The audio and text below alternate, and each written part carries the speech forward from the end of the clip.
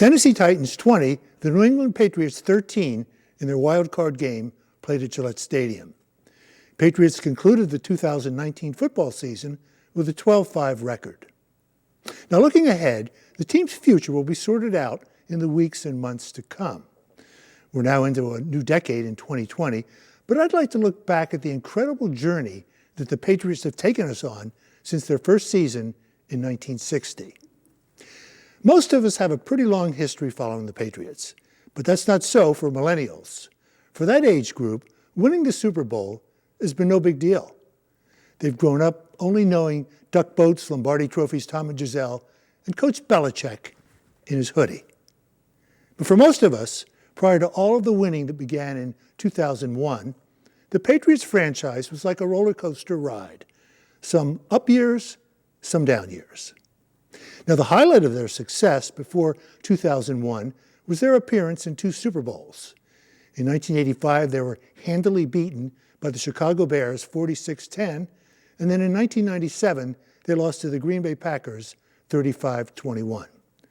But by and large, during those earlier years, the Patriots were hot and cold as they moved from stadium to stadium.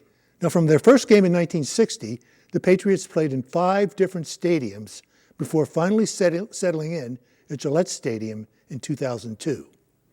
From 1960 to 1962, the Boston Patriots played their football games at Boston University's Nickerson Field. Beginning with the 1963 season and continuing through 1968, the Pats played at Fenway Park.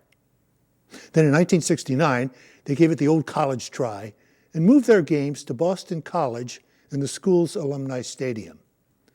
1970, the Pats made yet another move, this time to the banks of the Charles River, where they played at Harvard Stadium. And finally, in 1971, they unpacked their bags with the intent on staying. It was in that year that the Patriots franchise was gifted 15 acres of land in Foxborough by E.M. Lowe, who had made a fortune in movie theaters. For a reported price of $6.2 million, a new football stadium was built, and the Pats named it Schaefer Stadium. To coincide with the new stadium, the team changed its name from the Boston Patriots to the New England Patriots. And they stayed put through 2001. Now, during that time, they did change the stadium name, first in 1983 from Schaefer Stadium to Sullivan Stadium, and then again in 1989 from Sullivan to Foxborough Stadium. Okay, now, let's fast forward and get to the good stuff. 2001 regular season is over, and in the playoffs, the Pats earned a first-round bye. After a playoff win at home against the Oakland Raiders, they traveled to Pittsburgh for the AFC Championship game and defeated the Steelers 24-17. And then it's off to the Louisiana Superdome in New Orleans for a game with the St. Louis Rams, Super Bowl 36. Let's look at the final and decisive play from that game. Let's pick up the action. 7 seconds left in regulation time. Patriots-Rams tied 17-17. Patriots ball on the Rams' 30-yard line. Adam Vinatieri lining up for a game-winning 48-yard field goal. John Madden describes the action. 7 seconds. They got Vinatieri in range. I'll tell you, what Tom Brady just did gives me goosebumps. He has certainly got plenty of distance. I was watching him before the game, and he was... Well, he pulled that one in pregame, but most of them he hit in pregame, and he doesn't miss many. This would be from 48 yards out. And this has been a year about Vinatieri and making some great kicks against the Raiders. 2 of the greatest kicks that I've ever seen in my life.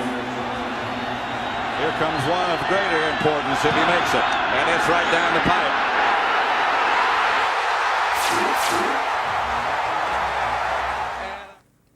The Super Bowl champions were about to open the 2002 football season in a brand new stadium, and a problem came up. Now, here's what happened.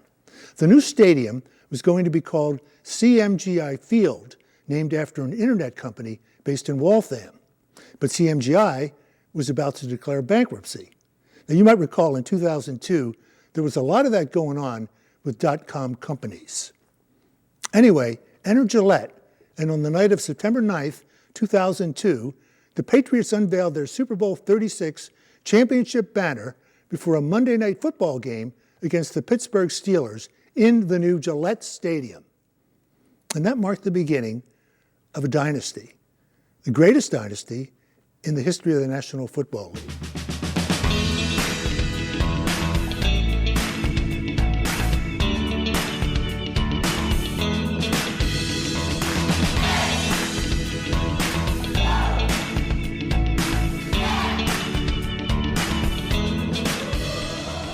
The Patriots lead all NFL teams with those 11 Super Bowl appearances. Dallas, Pittsburgh, and Denver are all next, tied with 8 appearances apiece.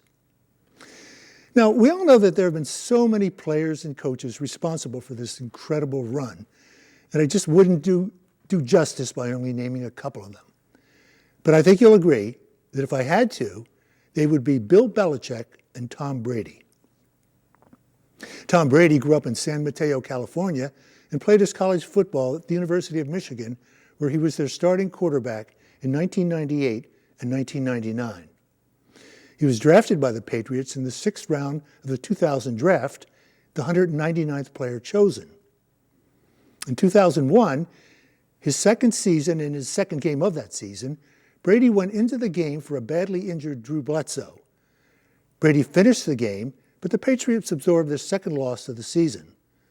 But Tom Brady was now the starter, and did he ever perform, as he led the Pats to 11 wins, and they finished the season at 11-5. From that point, it was history to be made.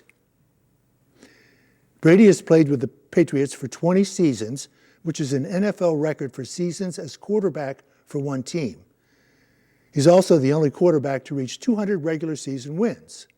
Right now, his totals read 219 wins for the regular season and another record 30 more wins in playoff games. To add to all of his hardware in those 6 Super Bowl wins, Tom Brady also won the Most Valuable Player award in Super Bowls 36, 37, 49, and 51. Bill Belichick started his career with the Cleveland Browns in 1991, but I'm going to pick up his career with the Patriots in 2000. Now, this rarely happens, but when Belichick signed with the Patriots in 2000, he was still under contract with the New York Jets. For the change of teams to occur, the Patriots were ordered by the NFL to give the Jets their first-round draft pick in the 2000 draft. You know, you hear this phrase a lot in sports. That deal was a steal. Yeah, you think? Belichick has been the head coach for the Pats for 20 years. His resume includes 237 regular season wins and 30 more in the playoffs. In addition to the 6 Super Bowl wins, Belichick has led the Pats to 17 divisional titles, the most by a head coach in NFL history. During this incredible run, the Patriots have drafted quite well. But here's the thing. There's been something else going on. Belichick has established this pattern of making smart, unconventional moves and fielding teams that also have on their roster overlooked and lightly regarded players that have thrived in his system. It's called coaching. It's also called genius. As I mentioned at the top, we don't know what the future holds for this proud franchise, but we can look back with a big smile on our face and recognize that what the New England Patriots have done will probably never be duplicated. For Remember When, I'm Bob Spinozzi.